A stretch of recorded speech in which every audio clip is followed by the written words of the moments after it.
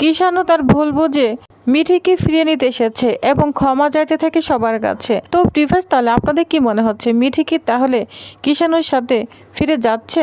তো সম্পূর্ণ জানতে হলে আপনাদের পুরো ভিডিওটি দেখতে হবে। তো ভিডিওতে একটি লাইক দিয়ে চ্যানেলটি সাবস্ক্রাইব করে সম্পূর্ণ ভিডিওটি দেখতে থাকুন। গল্পের শুরুতেই আমরা দেখতে পাবো মিঠি তার মা এবং পিসিমণি কুচিকে বলছে, আচ্ছা তোমরা এবার রাখো তো, আর ফোন করার দরকার নেই। কী করবে ফোন করে? হ্যাঁ, তোমরা তদন্ত করতেই পারো, ডাক্তারের কাছে যাবে, ডাক্তার তোমাদের শরীরের রিপোর্টটা লিখে দেবে, এটুকু তো করবে। তাহলে এবার তোমরা ফোন রাখো। কাউকে বিশ্বাস করাতে হবে না। কেউ যদি নিজে থেকে বিশ্বাস না করে, কাউকে কি বিশ্বাস করানো যায়? পিসিমণি ধরে নিলে এই ঘটনাটা সে বিশ্বাসই করে নিল। পরবর্তীতে সে যার কোনো ঘটনা নিয়ে আমাকে অবিশ্বাস করবে না, হতেই তো পারে এরকম কোনো একটা কিছু, তখনও তো অবিশ্বাস করবে। তাহলে এজন্যই বলছি তোমরা আমাকে ক্ষমা করো, এবার ফোনটা রেখে দাও। কমলিনী তখন কুচির কাছ থেকে ফোন নিয়ে কিষানুর সঙ্গে কথা বলতে থাকে।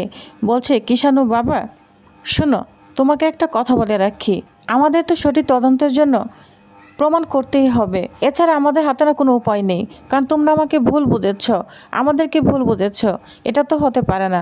কিষানু তখন বলে, আন্টি আমি বুঝতে পারছি আপনাদের স্যাটিসফ্যাকশনের জন্য আপনারা তদন্ত করতেই পারেন, কিন্তু এর মধ্যে আমাকে ইনভলভ করবেন না, বুঝতে পেরেছেন? হ্যাঁ, আমাকে রিপোর্ট দিয়ে রাখতে পারেন, তাতে আমার কোনো আপত্তি নেই, তবে এসবের মধ্যে আমাকে দয়া করে ইনভলভ করবেন না। এটা বলে খুব কষ্ট পেতে থাকে কিষানু। কিষান তখন আরও বলতে থাকে, আন্টি শুনুন, ওই মেয়েটার সঙ্গে যখন আমার প্রথম দেখা হয় তখন এই মেয়েটাকে আমার ভালো লেগে যায়। অল্প সময়ের মধ্যেই হোক আর যাই হোক, ওর মধ্যে আমার একটা ভালোবাসা তৈরি হয়ে যায়। কিন্তু এর মধ্যে যখন এরকম একটা অবিশ্বাস সৃষ্টি হয়, অবিশ্বাস আহত হয়, সেখানে তো আর কিছু হতে পারে না, বিশ্বাসটা যে মরে যায়। বলুন আন্টি, আমি আর কি বলবো, এর থেকে আমার আর কি বলার আছে? আমাকে আর কোনো বিষয় আপনারা ইনভলভ করবেন না।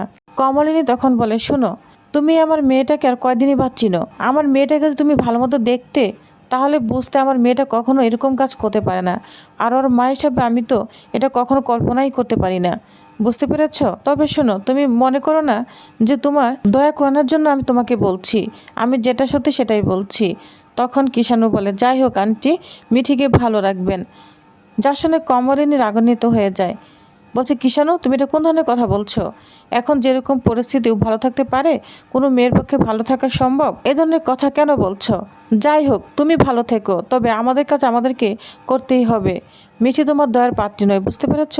তখন মিঠি বলে, মা তোমরা কি রাখবে? এটা বলে মিঠি চিৎকার করে, আর তখনই ফোনটা রেখে দেয় কমলিনী, আর খুব কষ্ট পেতে থাকে কিষানু। অন্যদিকে দেখা যায় ঘর বন্ধ করে কিষানু মিঠির কথায় কল্পনা করতে থাকে, আর খুব কষ্ট পাচ্ছে।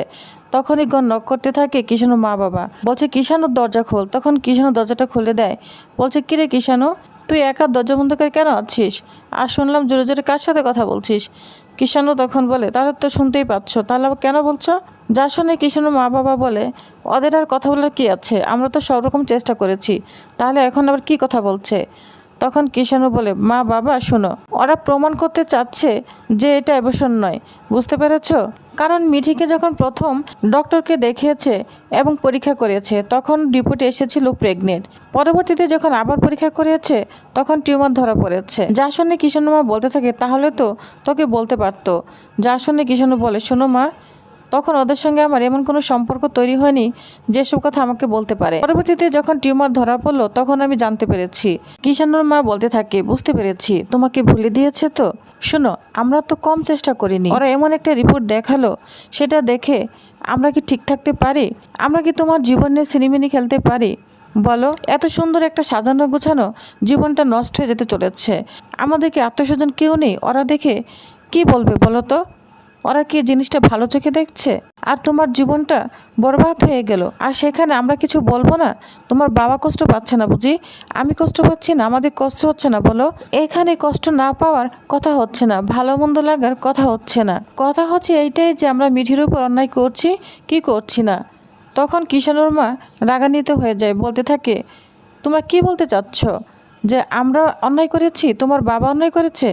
তখন কিষানুর বাবা বলতে থাকে, হ্যাঁ কিষানু, তাই তো, তাহলে কি আমরা অন্যায় করেছি? কিষানুর মা তোমার সঙ্গে একা কথা বললো ঘরে, সে কি বলল সেটা তোমার কাছে ঠিক মনে হলো? তুমি বিশ্বাস করছো যে আমরা মিঠির প্রতি ভুল করছি?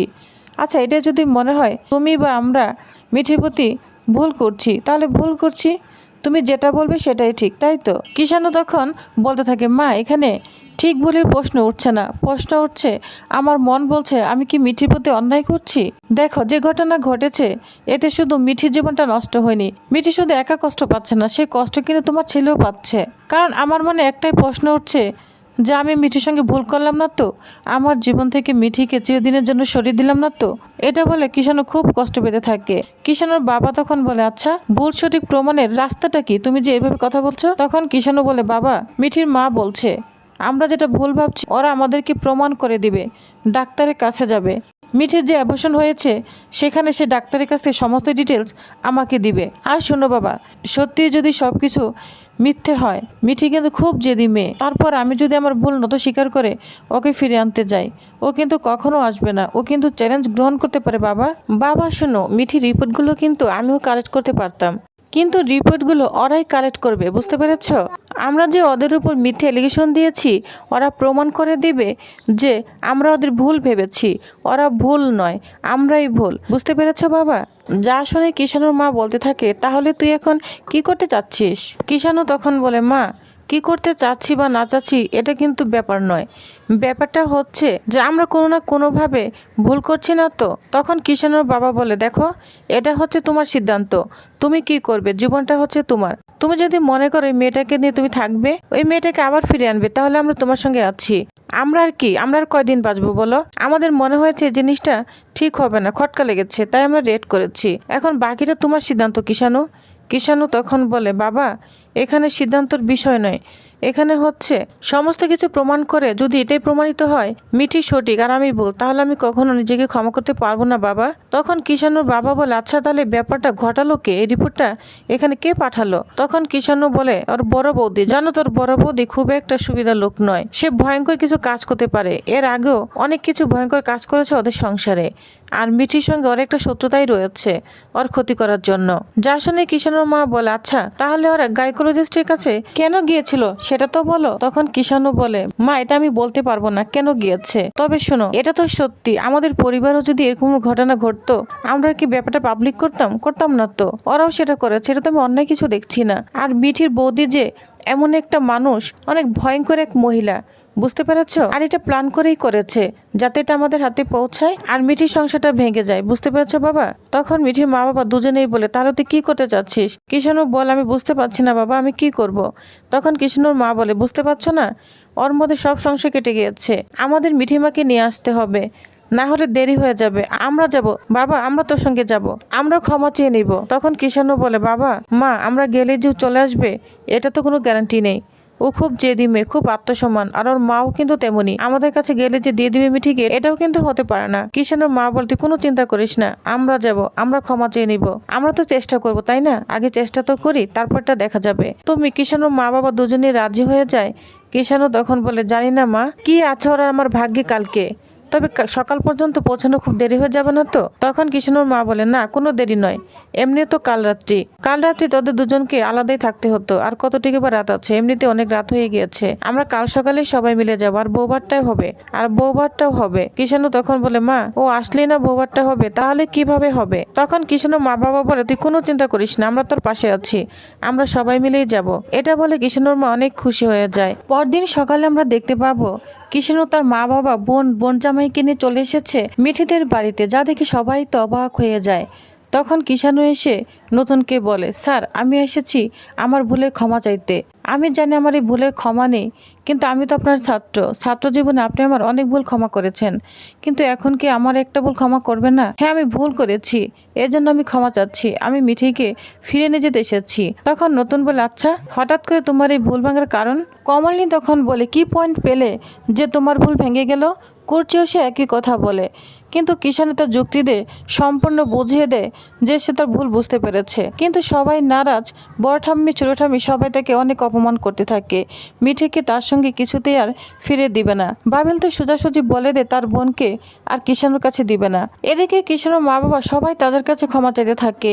কিষাণু উপায় না পেয়ে নতুন এবং কমলিনীকে বলে আপনাদের কাছে অনুরোধ করছি আমি একটু মিঠির সাথে কথা বলতে চাই, আমরা দুজনেই তো অ্যাডাল্ট, আমরা দুজনেই সিদ্ধান্ত নিতে চাই, আসলে মিঠির কি মতামত আমি শুনতে চাই, প্লিজ আপনারা আমাকে একটু অনুমতি দিন মিঠির সঙ্গে কথা বলার জন্য।